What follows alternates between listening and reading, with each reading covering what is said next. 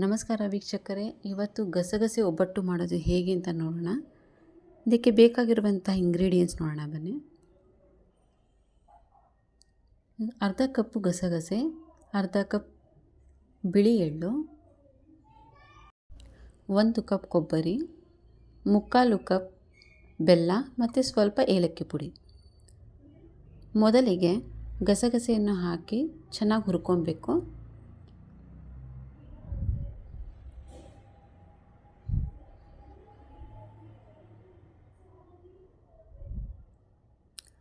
ಹುರ್ಕೊಂಡಾದ್ಮೇಲೆ ಬಿಳಿ ಎಳ್ಳು ಹಾಕಿಬಿಟ್ಟು ಹುರ್ಕೊಳ್ಳಿ.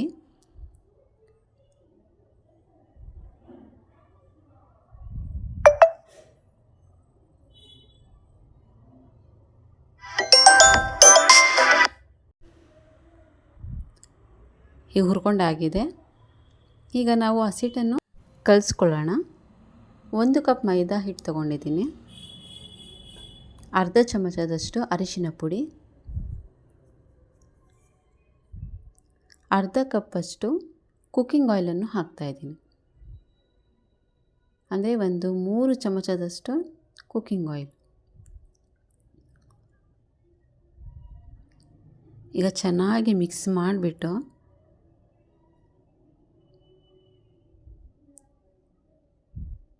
ಈ ಥರ ಚೆನ್ನಾಗಿ ಮಿಕ್ಸ್ ಮಾಡ್ಕೊಬೇಕು. ಈಗ ಮಿಕ್ಸ್ ಆಗಿದೆ. ಸ್ವಲ್ಪ ನೀರನ್ನು ಸೇರಿಸಿ ಸ್ವಲ್ಪ ಗಟ್ಟಿಯಾಗಿ ಇದನ್ನು ಕಲಿಸ್ಕೊಬೇಕಾಗುತ್ತೆ ಹಸಿಟ್ಟನ್ನು. ನೋಡಿ, ಈ ಹದಕ್ಕೆ ಹಸಿಟ್ಟನ್ನು ಕಲಿಸ್ಕೊಬೇಕಾಗುತ್ತೆ, ಸ್ವಲ್ಪ ಸಾಫ್ಟಾಗಿ. ಕೊನೆಯದಾಗಿ 1 ಚಮಚ ಕುಕ್ಕಿಂಗ್ ಆಯಿಲನ್ನು ಹಾಕಿ ಚೆನ್ನಾಗಿ ನಾದಿಕೊಂಡು ಅರ್ಧ ಗಂಟೆಗಳ ಕಾಲ ಹಾಗೆ ಮುಚ್ಚಿ ಇಡಬೇಕು.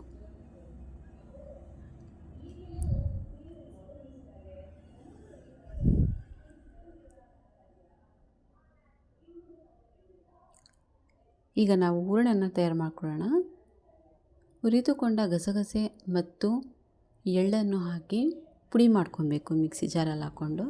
ಇದಕ್ಕೆ ಸ್ವಲ್ಪ ಏಲಕ್ಕಿ ಪುಡಿನೂ ಹಾಕಬೇಕು.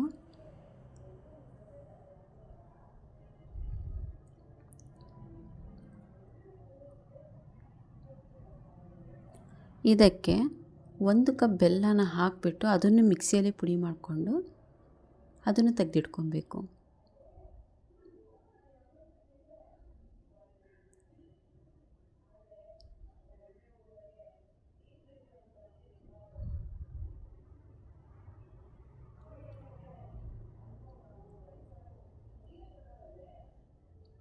ನಂತರ ಕೊಬ್ಬರಿನ 1 ಕಪ್ ಕೊಬ್ಬರಿ ತೊಗೊಂಡಿದ್ದೀನಿ.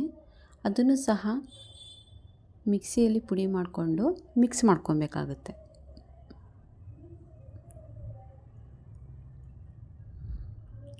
ಇವತ್ತು ಚೆನ್ನಾಗಿ ಮಿಕ್ಸ್ ಮಾಡಿಕೊಂಡು ಇನ್ನೊಮ್ಮೆ ಮಿಕ್ಸಿ ಜಾರೆಲ್ಲ ಹಾಕಿಬಿಟ್ಟು ಸಣ್ಣಗೆ, ಎಷ್ಟು ಸಣ್ಣ ಆಗುತ್ತೋ ಅಷ್ಟು ಸಣ್ಣಗೆ ರುಬ್ಕೋಬೇಕಾಗುತ್ತೆ. ಇದನ್ನು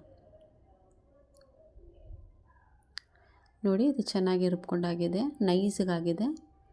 ಇವಾಗ ನಾವು ಗಸಗಸೆ ಒಬ್ಬಟ್ಟನ್ನು ಮಾಡ್ಕೊಳ್ಳೋಣ.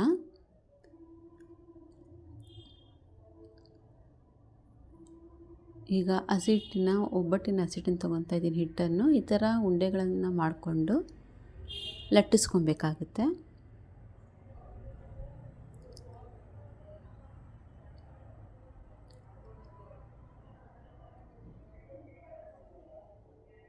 ನೋಡಿ, ಈ ಥರ ಲಟ್ಟಿಸ್ಕೊಂಡ್ಬಿಟ್ಟು ಸ್ವಲ್ಪ ದೊಡ್ಡದಾಗಿ ಲಟ್ಟಿಸ್ಕೊಂಡು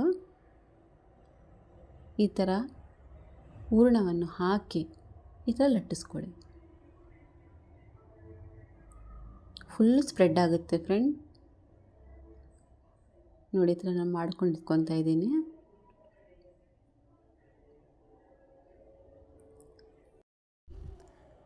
ಈಗ ತವ ಬಿಸಿಯಾಗಿದೆ.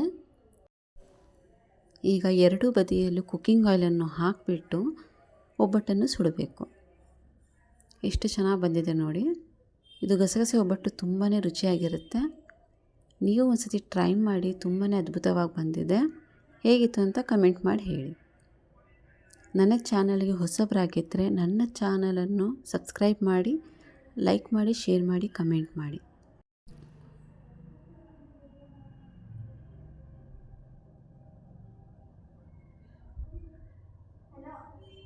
ನೋಡಿ ಎಷ್ಟು ಚೆನ್ನಾಗಿ ಬಂದಿದೆ ಒಬ್ಬಟ್ಟು.